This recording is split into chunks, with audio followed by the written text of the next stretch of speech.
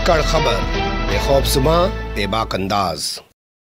धाकड़ खबर के news room से मैं आपके साथ हूं अकरम रईस खान। पिछले 24 घंटों के दौरान, जी हां, पिछले महज 24 घंटों के दौरान इंडिया संगठन से जुड़े हुए दो बड़े नेताओं ने एक जैसा दावा कर डाला है। दोनों नेताओं ने कहा है कि मोदी सरकार 2024 में होने वाले लोकसभा चुनाव को 2023 के आखिर में ही करा सकती है। जी हां, 2024 में होने वाला लोकसभा चुनाव 2023 के आखिर में कराया जा सकता है। अब जो इन्होंने ये दावा किया, उसके बाद हमें लगा कि ये लोग शायद मीडिया में बने रहने के लिए इस तरीके की बयानबाजी कर रहे हैं। लेकिन हम जब सर्च करने लगे तो हमारे सामने 5 राज्यों की ऐसी खबरें आई निकलकर, जिन्हें हम आपके सामने इस बुलेटिन में रखेंगे और जिन्हें देखने के बाद आप भी कहने लग जाएंगे कि ये लोग हवाई बात नहीं कर रहे हैं। असल में भारतीय जनता पार्टी भयंकर तरीके से डरी हुई है, घबराई हुई है और वो 2024 तक इस माहौल को बने नहीं रहने देना चाहती है। वो माहौल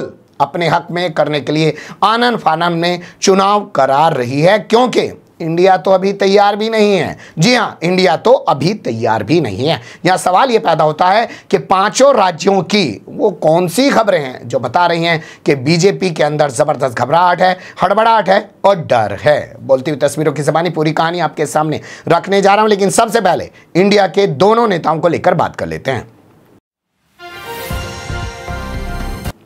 ये खबर देखना शुरू कर दीजिए। ये खबर कल रात आई ममता बनर्जी के हवाले से। ममता बनर्जी ने दावा किया कि मोदी सरकार इसी साल के आखिर में चुनाव करा सकती हैं और उन्होंने अपने दावे के पीछे की दलील बनाया हेलीकॉप्टर्स को। उन्होंने कहा कि तमाम हेलीकॉप्टर्स बुक कर लिए हैं बीजेपी ने, विपक्ष के नेताओं को हेलीकॉप्टर्स तक नहीं मिल पा रहे हैं। यानी बीजेपी ने 2024 में होने वाला चुनाव 2023 में कराने की पूरी तैयारी कर ली है, ताकि विपक्षी नेताओं को प्रचार तक करने से रोका जा सके। इस मामले को कुछ ही घंटे बीते थे कि आज नीतीश कुमार ने फिर से एक बार, हालांकि नीतीश कुमार कई महीने पहले भी इसी तरीके की बात कर चुके हैं, लेकिन आज फिर उन्होंने इस दावे को फिर से कर डाला और कहा कि मोदी सरकार इस साल के आखिर में ही लोकसभा चुनाव कराने जा रही है। जिसके बाद हमें लगा कि भाई अब कुछ सर्च करना चाहिए, तो हम लोग सर्च करने लगे। तो क्या क्या चीजें हमारे सामने निकल के आई वो अब मैं एक कर आपके सामने रखने जा रहा हूं। जैसे आप ये खबर देखिए, ये वरुण गांधी के हवाले से खबर छपी है।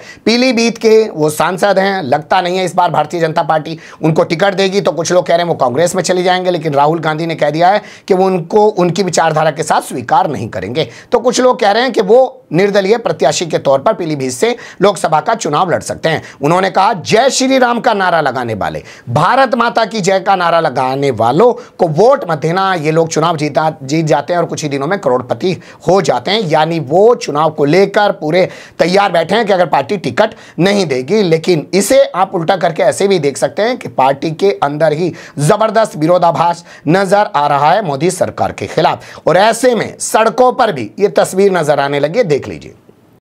बोल देते हैं, बोल नहीं रहेगा, नहीं रहेगा, वो बात अलग है। गठबंधन के नाते वोट दिए थे भैया, गठबंधन के नाते वोट दिया था तो दिए थे ना आपको। गठबंधन को वोट दिए थे, हमको नहीं दिए थे। हम नहीं दिए, हमको गठबंधन को दिए हैं। आप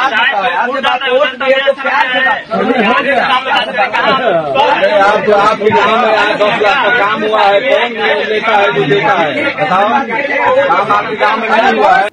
देख लिया, आपको कहने को ये ओम प्रकाश राजभर हैं, लेकिन इनका असल नाम अब सोशल मीडिया पे जो चल रहा है वो ढोंग प्रकाश राजभर हो चुका है। कैसे राजभर समाज के लोग लतियाकर गरियाकर इनको भगा रहे हैं, दौड़ा रहे हैं। तो ये स्थिति असल में बन गई है और इस स्थिति का अंदाजा नरेंद्र मोदी, अमित शाह और तमाम लोगों को है, और वो इसको और ज्यादा बिगड़ने देना नहीं चाहते हैं। इसलिए वो फौरन चुनाव कराने को तैयार हैं। जैसे मैं आपके सामने राजस्थान का हाल रखने जा रहा हूं। बांसवाड़ा यहाँ का एक जिला है। बांसवाड़ा जिले में भारतीय जनता पार्टी के नेताओं को इकट्ठा किया गया, उनके हाथों में नारियल दिया गया और उनको कहा गया कि गोविंद गुरु को साक्षी मानकर कसम खाओ, शपथ लो कि तुम बीजेपी में बगावत नहीं करोगे। आप जानते ही हैं कि राजस्थान में, मध्य प्रदेश में, छत्तीसगढ़ में चुनाव होने वाले हैं। इसके अलावा जो है मिजोरम में भी चुनाव होंगे और तेलंगाना में भी चुनाव होंगे। और राजस्थान में जिस तरीके की तमाम नीतियां लेकर आ रहे हैं अशोक गहलोत, उससे भारतीय जनता पार्टी भयंकर तरीके से घबराई हुई है। तो अपने नेताओं को कसम खिलाकर रोकने की कोशिश की जा रही है। लेकिन इसी के साथ एक वीडियो मैं आपके सामने रख रहा हूं, पहले उसे सुन लीजिए, फिर बताऊंगा क्या है कहानी। ये अर्जुन मेघवाल प्रश्न नंबर 1 है, इसके मुकदमे चल रहे हैं आज भी भ्रष्टाचार के। मैं प्रधानमंत्री नरेंद्र मोदी को लिखूंगा, इस भ्रष्टाचार को इस मंत्रिमंडल से बाहर करो। ये है प्रमाण मेरा इसके खिलाफ मुकदमे चलने का। ऐसा नेता चाहिए अपने को जो खरी बात कह सके, जो खुद की पार्टी का नेता है।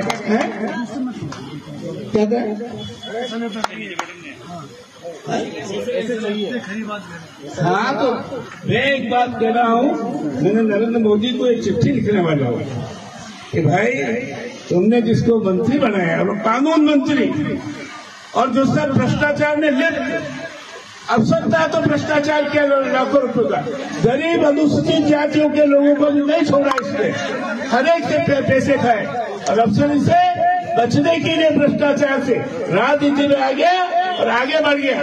जिस समय कलेक्टर था उस समय लाखों रुपए के भ्रष्टाचार किया, जिसके मुकदमे आज भी चल रहे हैं। उसने आपको एक कैंडिडेट दे दिया 4 साल से, दे दिया ना, कृष्णराज रेगवंशी आते हैं, मेरी जेब में टिकट मैं तुम्हारा भावी विधायक हूँ, विधायक की नहीं, मैं तो यहाँ का एक। सुन लिया आपने, ये महोदय हैं कैलाश मेघवाल, भारतीय जनता पार्टी के विधायक होते हैं, और पिछली बार जब वसुंधरा राजे की सरकार थी तो ये विधानसभा स्पीकर थे, यानी कोई मामूली आदमी नहीं है। ये सीधे तौर पे हमला बोल रहे हैं मोदी सरकार के उस कानून मंत्री पर जिसका नाम है अर्जुन राम मेघवाल, जो कोरोना के दौर में कह रहा था कि भाभी जी के पापड़ खा लो, कोरोना भाग जाएगा, लेकिन उसको नरेंद्र मोदी ने अब कानून मंत्री बना दिया। उस पर सीधे भ्रष्टाचार का आरोप लगा रहे हैं, यानी कि भाजपा के अंदर तौर पर भयंकर गुटबाजी चल रही है, अंतर कलह चल रही है, और इस बात का अंदाजा मोदी को है, शाह को है। इसलिए जो बातें ममता बनर्जी और नीतीश कुमार कर रहे हैं वो सही होती हुई दिखाई दे रही हैं। अब तीसरी खबर देख लीजिए, बिहार का ये वीडियो आपके सामने रख रहा हूं।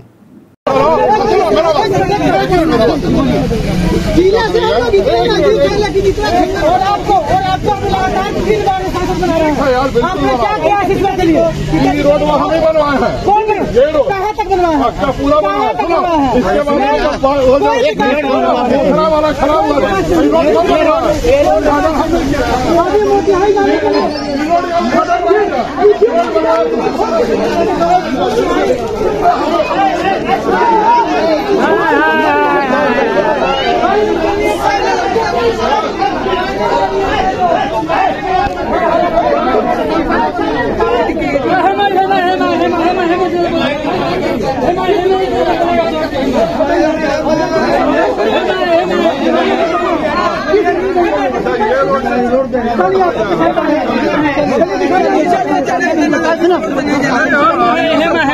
टेंडर में चला गया सर, हमेशा ये रोड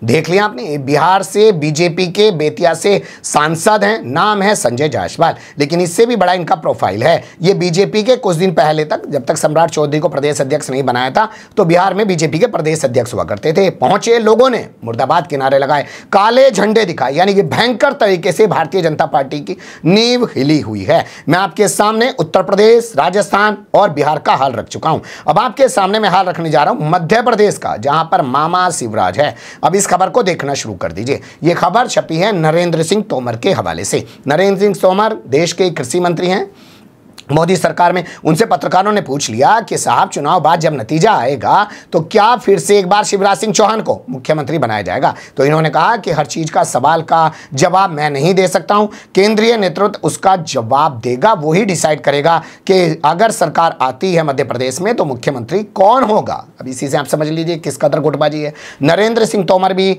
मुख्यमंत्री बनना चाहते हैं, महाराज यानी कि ज्योतिरादित्य सिंधिया भी मुख्यमंत्री बनना चाहते हैं, नरोत्तम मिश्रा भी मुख्यमंत्री बनना चाहते हैं, और कैलाश विजयवर्गीय भी मुख्यमंत्री बनना चाहते हैं। भयंकर तरीके से भारतीय जनता पार्टी के अंदर अंतर कलह चल रही है। अब इसके बाद हाल आपके सामने रखने जा रहा हूं मणिपुर का। मणिपुर में आज विधानसभा का विशेष सत्र बुलाया गया। 1 दिन के लिए सत्र बुलाया गया। हालांकि कांग्रेस मांग कर रही थी कि 5 दिन का मानसून सेशन पूरा बुलाया जाए, लेकिन संस्कारी सरकार ने 1 दिन का बुलाया। जबरदस्त वहां पे हंगामा हो गया और हंगामे के बाद इस सत्र को अनिश्चितकाल के लिए स्थगित कर दिया गया। लेकिन खबर यह नहीं, खबर यह है कि इस सत्र में भारतीय जनता पार्टी के 2 मंत्री, जी हां, भारतीय जनता पार्टी के 2 मंत्री शामिल नहीं हुए। उन्होंने इनकार कर दिया कि वो इस विधानसभा सेशन में शामिल नहीं होंगे। यानी मणिपुर में जो कुछ हो रहा है, 3 मई से मणिपुर लगातार चल रहा है, वो अभी शांत नहीं हो रहा है और जबरदस्त गुस्सा भारतीय जनता पार्टी के अंदर बैठे हुए कुकी समुदाय के विधायकों और मंत्रियों में भरा हुआ है। तो 5 राज्यों का यह हाल आपको यह बताने के लिए काफी है कि भारतीय जनता पार्टी में अंदरूनी तौर पर जबरदस्त अंतर्कलह है, गुटबाजी है। और इस बात को सीधे तौर पर समझ रहे हैं नरेंद्र मोदी। आपने देखा ही होगा, नितिन गडकरी ने राम राम तक लेनी बंद कर दी है नरेंद्र मोदी की। नरेंद्र मोदी अगर इसरो चीफ से फोन पर बात कर रहे हैं तो वहां पर इसरो चीफ की आवाज नहीं सुना रहे हैं, लेकिन नितिन गडकरी इसरो चीफ से अलग बात करके इसरो चीफ की आवाज सुनवाते हुए सोशल मीडिया पर और मीडिया पर वीडियो वायरल करा रहे हैं। इसके अलावा उत्तर प्रदेश के जो मुख्यमंत्री हैं आदित्यनाथ योगी, उनसे अमित शाह का 36 का आंकड़ा चल रहा है। बताया जा रहा है कि अमित शाह ने ओम प्रकाश राजभर को, यानी कि ढोम प्रकाश राजभर को बीजेपी में शामिल तो करा दिया, एनडीए में शामिल तो करा दिया, लेकिन आदित्यनाथ योगी उनको मंत्री बनाने के लिए तैयार नहीं है। दारा सिंह चौहान की जिस सीट पर घोसी में उपचुनाव चल रहा है, वो योगी सरकार को भला बुरा कहकर 2022 से पहले समाजवादी पार्टी में चले गए थे, अब वापस फिर से आ गए हैं बीजेपी में। आदित्यनाथ योगी उनको भी बर्दाश्त नहीं कर रहे हैं, लेकिन अमित शाह ने उनकी एंट्री कराई है। तो चुनाव में प्रचार करने जरूर जाएंगे, लेकिन चाहते नहीं है अंदर खाने। जो रिपोर्ट आ रही है कि वो जीत के फिर से एक बार उनके सामने मंत्री बन के बैठ जाए। तो ये अंतरकलह जो है वो वाकई में इस बात को प्रमाणित कर रही है कि नरेंद्र मोदी और अमित शाह 2024 तक चुनाव को नहीं ले जाएंगे और वो 2023 में ही चुनाव कराएंगे। क्या होगा आने वाला वक्त बताएगा, लेकिन कुछ चीजें उभर रही थी वो आपके सामने जरूर रखने का प्रयास किया है इस छोटी सी खबर में। फिलहाल कमेंट्स के रूप में आप लोग अपनी राय दे सकते हैं, खबर को लाइक कर सकते हैं, चैनल को सब्सक्राइब कर सकते हैं और ज्यादा से ज्यादा हमारी खबरों को शेयर कर सकते हैं। फिर ऐसे ही किसी सुलगते हुए या मुद्दे लेकर मैं आपके सामने हूँगा हाजिर। फिलहाल अभी मुझे दें इजाजत।